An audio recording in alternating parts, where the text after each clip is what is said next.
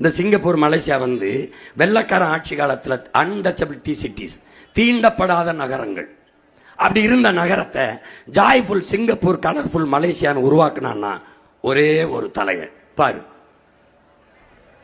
அவன் யாருன்னு பாரு. இவன் யாரு தெரியுதா?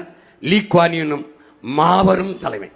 பெரும் கனவு கொண்டு தன் ஒற்றை அவன் சிந்தனையால் அந்த நாட்டை செதுக்கினான். சிங்கப்பூரை உன்னுடைய நாட்டில் ஒரு மாவட்ட அளவு தான் அது, உன் மாநிலத்தில்.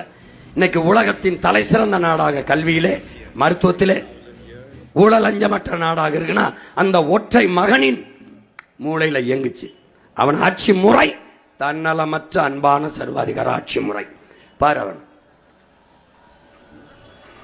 refused to be cowed. We gave them the courage.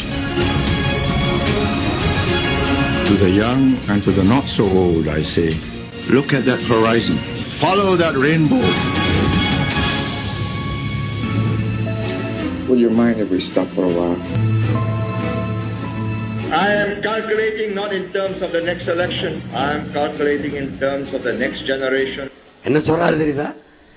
இதைதான் நான் தமிழ்ல எப்படி சொல்றேன்னா, அரசியல்வாதிகள் எப்போதும் அடுத்த தேர்தலை பற்றி சிந்திப்பார்கள், தலைவர்கள் மட்டும்தான் அடுத்த தலைமுறையை பற்றி சிந்திப்பார்கள்.